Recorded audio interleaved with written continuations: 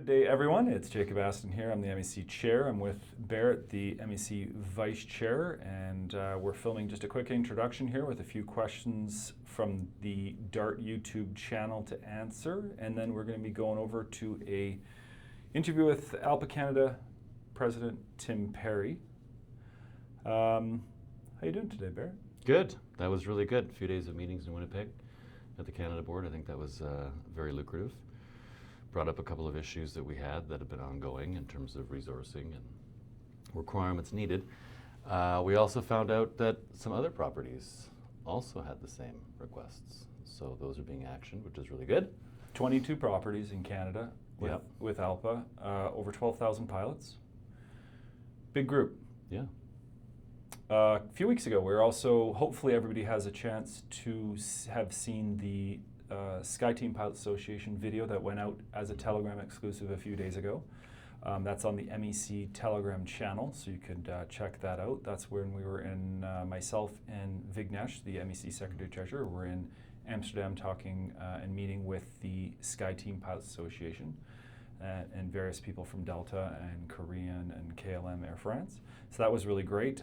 You can check that video out, as I said. If you need a link to the MEC Telegram, it is at the bottom of all our MEC emails. Yeah. Right at the bottom, it shows a link. So it's not the All Bases chat, which everybody kind of thinks is Telegram. The Rumor Network? The Rumor Network. But it's actually an MEC-only place that we put out a lot of information. We're going to be putting out a lot of exclusive information on that channel, so hopefully everybody can sign up for that.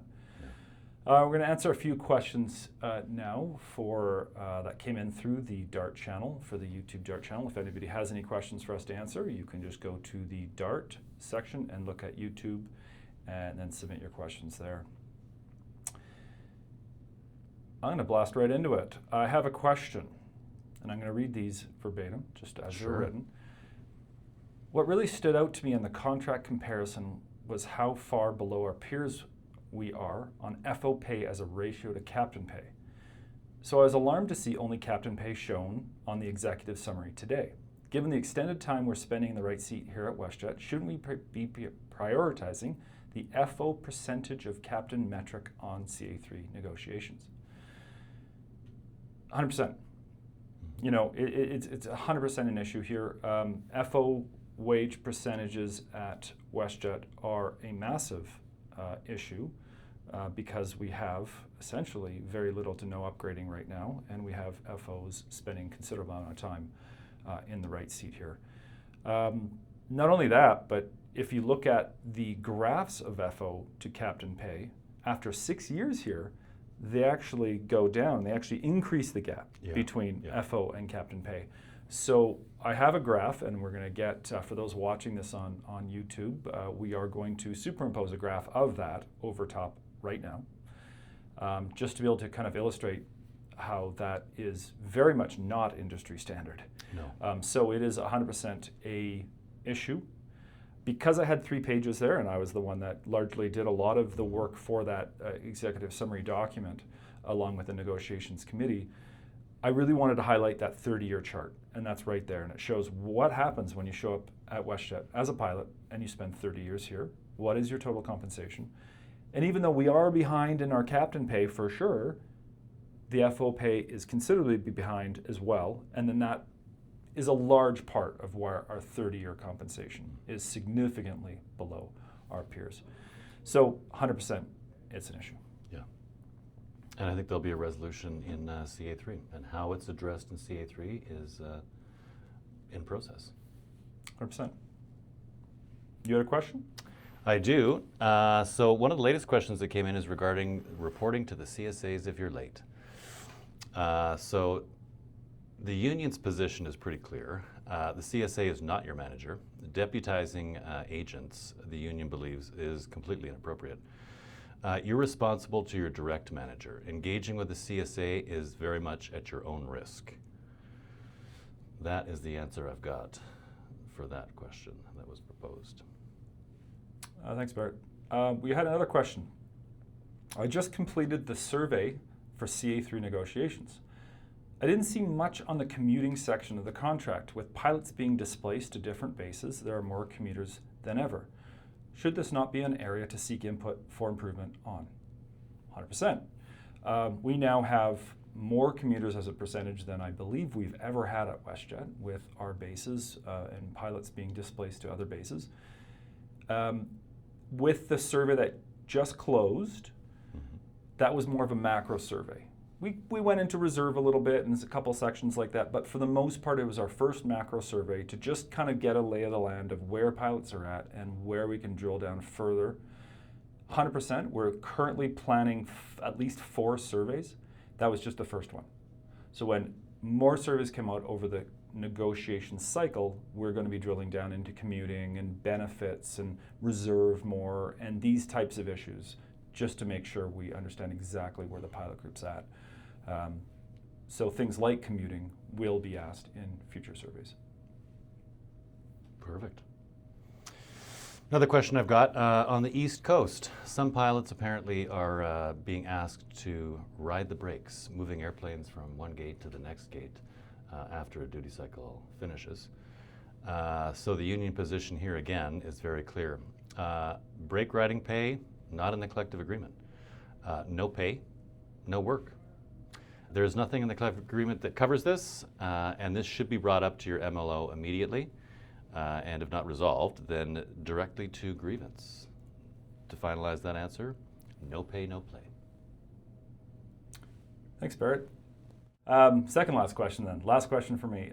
With the recent message from Alexis discussing the financial impact to all airlines across the globe with the war in Iran, has the union received any indication or inclination of layoffs coming in the near future? I found Alexis's message to be quite vague, but of course discussed the many flight cancellations ahead. So yeah, WestJet has announced they're going to be reducing some frequencies, about 5.5% of our overall network in the medium term here, just as they go through the spring.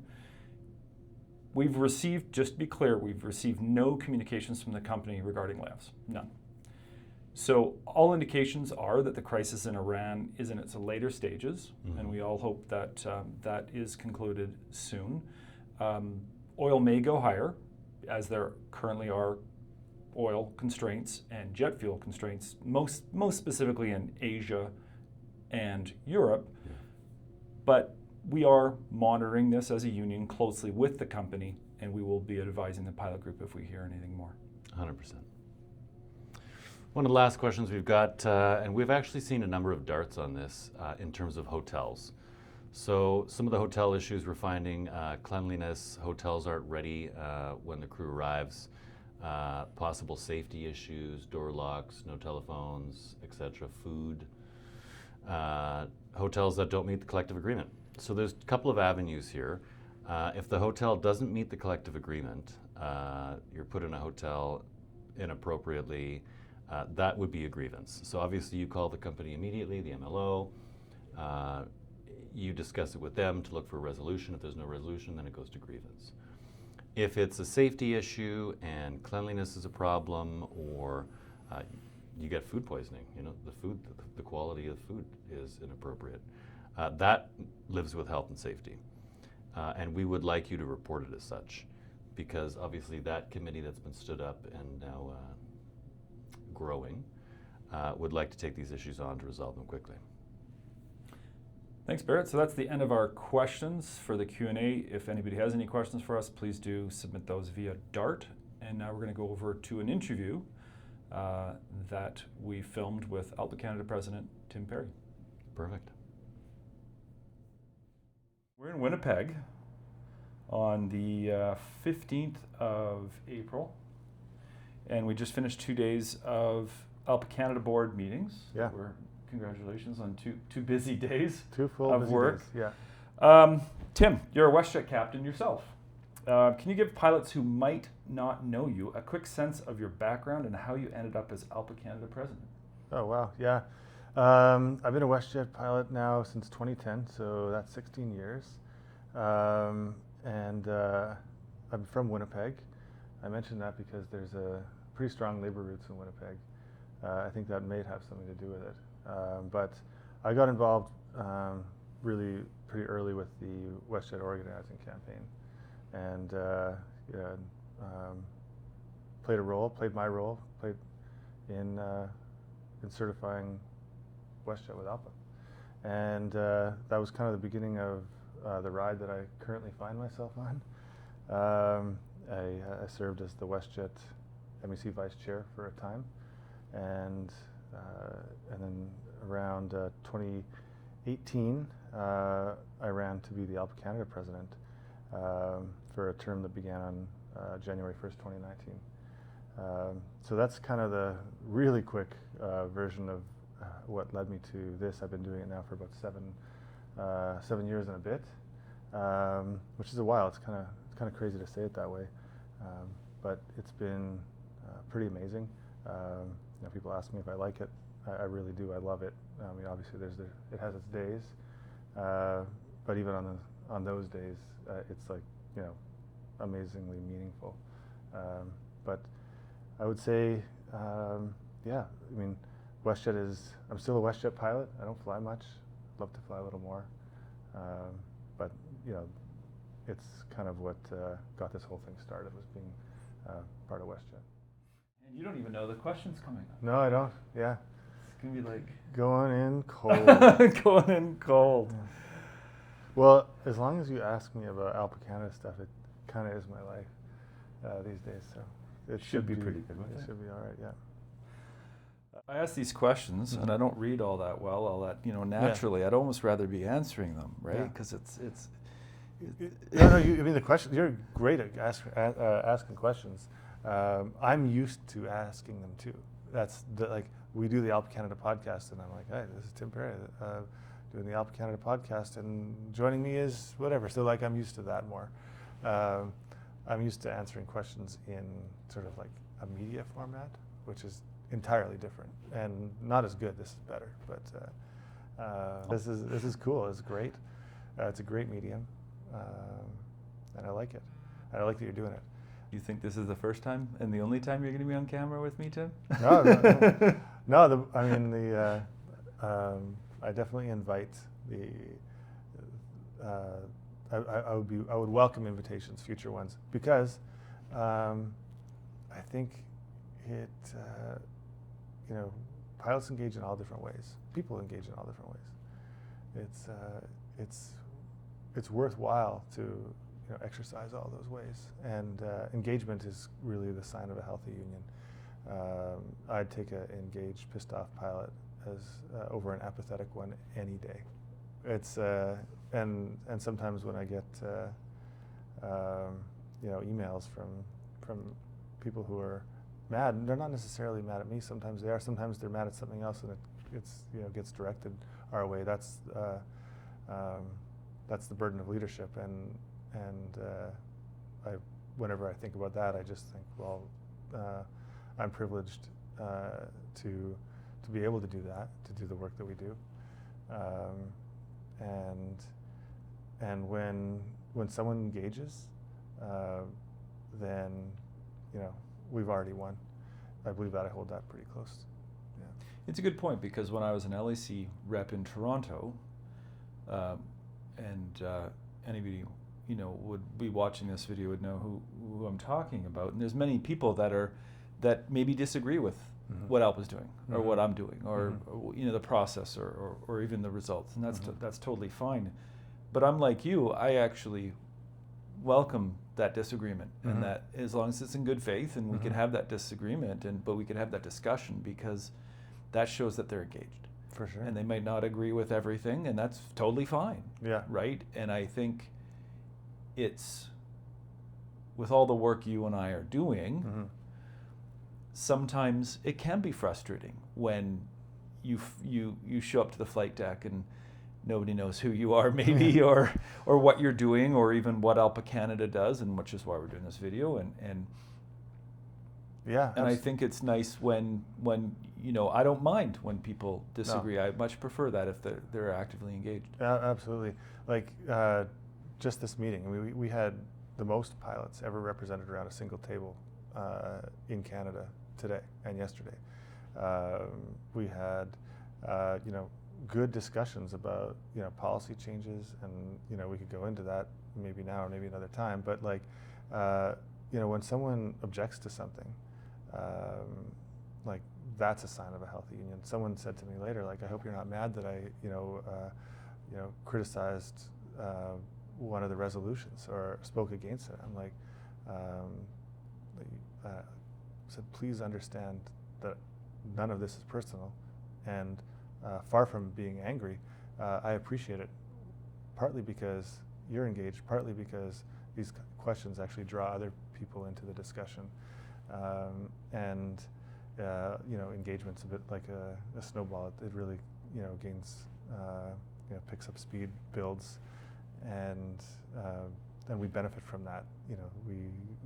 People, it's a complete, mischaracterization of the truth, I would say, when people say that agreement is a sign of unity. That's not quite it. And I think that's why I had to put my hand up and say no to one thing today and be the lone person saying no to something, because that's totally fine too. Yeah, absolutely it is. We kind of get used to sometimes, consensus, and then it strikes us as, it stands out when somebody's, not in accord, and it's almost un-Canadian. Yeah, but it's also the whole governing body, actually, whether it's ALPA Canada or an MEC or maybe a business table, they're all actually designed to draw out opinions. Like when people are named to a board, sometimes I like to use business analogies because we engage with businesses all the time. Airlines themselves are businesses, of course, and so but people are named to the board to bring their diverse backgrounds and perspectives. And there's a reason that you don't name 6 people with the exact same resume to a board. Why would you? You're setting yourself up for failure. Imagine the blind spots that you're going to have to deal with and that you'll encounter. So governing bodies are much like that.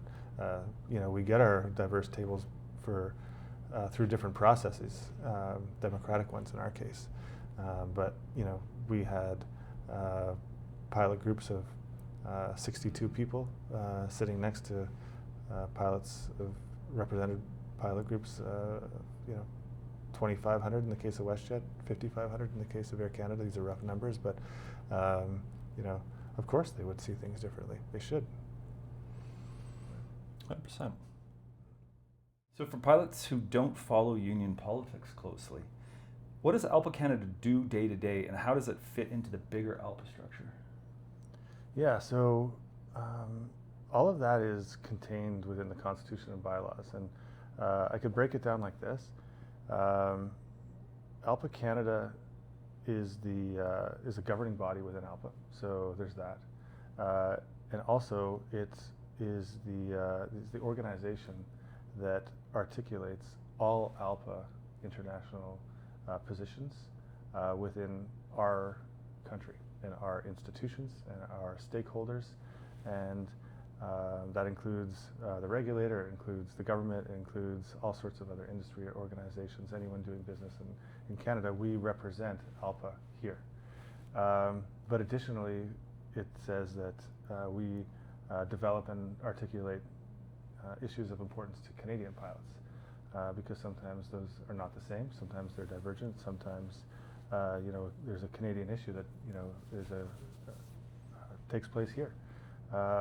Maybe it's different because of our regulatory framework, maybe it's just because the airline's based here, we have a different geography, we have some cultural differences, and that can lead to Canadian pilot priorities, and then we bring those forward and also advocate for them and represent them within the country. So, like, one question I hear from members regularly, Canadian pilots pay ALPA dues, and there's a feeling that a lot of those go to Ottawa and Washington. Like, what do Canadian pilots get back for their investment in ALPA Canada specifically? So I think that people think of a union oftentimes as the organization that bargains their contract. and that is absolutely true. I like to think about it in a way that maybe takes one step back, because you know, as everybody knows, ALPA is a labor organization, but it's also a safety organization. And so everything that, you know, happens to a pilot in their professional life is obviously influenced a great deal, probably most of all by their contract, but it's also influenced by the regulatory environment. It's influenced by politics, and we can't escape either of those things. So ALPA Canada is the part of our union that tries to advance those elements of a pilot's professional life. So basically the environment in which contracts are bargained, and also the regulatory and political environment in which you know, we exist as pilots. Yeah, that makes sense. WestJet Pilots are heading into what's going to be a significant round of contract negotiations, as you know. Mm-hmm. What does ALPA Canada bring to the table to support that process? So to support bargaining, like, so ALPA Canada, if you look at the Constitution and the bylaws, doesn't directly do bargaining, and it supports bargaining in ways that tries to basically influence not just the labor code itself, but the political environment in which contract negotiations always take place. WestJet is a big major airline in Canada, and I say that because it's true by just any measure. And when you are an airline of the size of WestJet, Air Canada, there are political implications to the bargaining. People take notice. Politicians take notice. Parliament takes notice. The population takes notice. The news takes notice when WestJet pilots are in bargaining, especially if that bargaining is heading for a potential, you know, dispute. So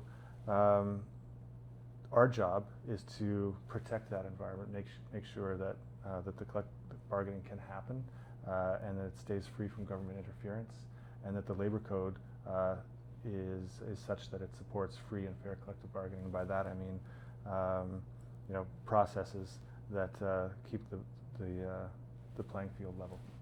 Makes sense. Flight duty time was on the agenda this week. Where does Canada stand on that file now, and is there anything WestJet pilots should be paying attention to? Yeah, well, it was absolutely on the agenda this week, and the reason it is that we've had some pretty challenging engagement with the regulator, Transport Canada, and also political engagement on the file. And in order to, you know, tell that story properly, we got to go back to basically 2010, because prior to 2010 we did not have science-based fatigue regulations. We actually had the worst flight and duty time regulations in the whole world, and when I say that, I'm not exaggerating and I'm not joking, they were that bad. And so we went through a 10-year consultation process that led to the flight and duty time regulations that we have right now. And they are imperfect, but they are rooted in science. What's happened recently is there's been a real concerted effort on the part of employers, operators, and their industry associations, ATAC, NAC, as well as NATA, the Northern Air Transport Association, as well as individual lobby efforts on Parliament Hill to suspend or erode those regulations that were hard fought. And so the pressure has taken the form of influencing what ultimately became a proposed exemption. And it was going to exempt globally, meaning all operators, from some very pivotal foundational flight and duty time regulations. So for the last year, we've been fighting back against that. It was timely that it came up in this meeting, because the report to the Canada Board was actually that after a lot of effort, including contracting sleep scientists and going over a lot of the things that initially led to the formation of these regulations, what was really defending the science itself from what was being improperly interpreted and improperly applied by the lobbyists, and in our view as well, Transport Canada. So we have met with all levels of government. Like we've lobbied it on Parliament Hill. We've spoken to the regulatory affairs folks at Transport Canada. We've talked to the Deputy Minister, and finally we've had meetings with the ministers and the minister's staff responsible for this file. And I'm happy to say it looks like that idea, that very bad idea of entering into a global exemption, or issuing a global exemption, I should say, has been shelved. And it allows us to turn our attention to advancing the flight time duty time regulations and making some improvements to them. But it has been a really tough year because of the really strong downward pressure on the regs from industry. So it's good news, though, the fight never ends. The fight never ends, and that's the story of politics. It's the story of Ottawa. It's one of those things that you always have to be present in order to defend your interests. Otherwise, someone else will speak for you. So there was several aeromedical resolutions that came up for a vote in the last couple of days. Can you give pilots a plain language sense of what ALPA Canada's aeromedical support actually looks like in practice? Yeah, great question. So, the aeromedical part of our union has been an evolution. In the United States, there is a company. It's called AMAS. Don't ask me what it stands for, but it is their aeromedical support system. It doesn't work in our regulatory framework. It's incongruent. It's incompatible with our regs. It's really customized and for the FAA, and it works quite well there. So we've been trying to create excellent world-class support for pilots who need aeromedical support, either to return from work from an illness or an injury, or to receive expert advice about how any life event or potentially a medication, the list goes on, might affect their ability to work as a pilot and hold a medical. So we're looking at kind of a suite of services that can be offered from coast to coast with CAMIs and specialists, and it's the idea is it's accessible through our pilot assistance program. It lives under our pilot assistance umbrella, but the idea is that that suite of services is ready, understood, accessible, clear to all our members. Speaking of pilot assistance, Pilot Assistance Canada was also discussed this week. Mental health and peer support isn't something that pilots always talk about openly. What came out of that conversation, and why does the program matter? I think that just by you asking that question, if anyone pauses to think about it, health matters. Mental health is part of health. Pilots have to be healthy in order to go to work, and so we want to take a holistic view towards supporting someone's health, and we want to make sure that the stigma around mental health is addressed. The best way to address that is by talking about it, making sure people are aware of resources, making sure people know how to access it, access them, and it's we just have come a long way in society about acknowledging the importance of mental health and good mental health hygiene. And as pilots, we haven't been at the forefront of that. In fact, I think mental health has been something that we as an industry, as pilots, have failed to discuss out in the open. That has real consequences. We all know people who have suffered from mental illness, and when suffering happens, I think we have to acknowledge that needless suffering is unacceptable, and it's all of our job to make everyone healthier and happier. And in a nutshell, we're within the realm of pilot assistance in Canada. We're trying to build out the services from what are traditional pilot assistance services to something that acknowledges our growing and broader understanding of mental health and the needs that everyone has, including pilots, of course. I really appreciate your answer there, Tim. If you could leave WestJet Pilots with one thing, one reason to feel good about what ALPA Canada is doing on their behalf right now, what would it be? Well, like I said, I'm really happy that we've beaten back the attack on our flight time, duty time regulations, fatigue regulations, our safety regulations. We have to hold the line on contracts, and we have to hold the line and always advance safety. You know, we've all borne witness to a tragedy in New York, and so it reminds us that we all have a promise to uphold, which is when you, as a pilot, leave to work, that you're going to come home safe and well. And so we've been drawing attention not just to the fatigue regulations, but all safety regulations, and it's kind of times like this that make us redouble our efforts. You know, I've asked all these questions. Mm-hmm. What do you want to fill in? What do you want to talk about? What am I proud about? Well, you know, one of the things I'm really proud about, honestly, is that when I started as ALPA Canada president, we had, you know, 5,500 members.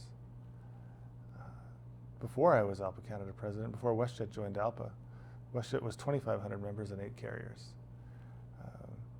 We do well to come together, and in my opinion, you know, the growth that we've had, the fact that we're now 22 pilot groups and nearly 14,000 members, and really we represent pilots from every type of operation, airline, medevacs, you know, offshore surveillance. You know, we've expanded what it means to be understood as a professional pilot, and it's allowed pilots from coast to coast to coast to think and act strategically together. To me, that's the greatest expression of unity, is when you get to think and act and advance your pilot's interests together.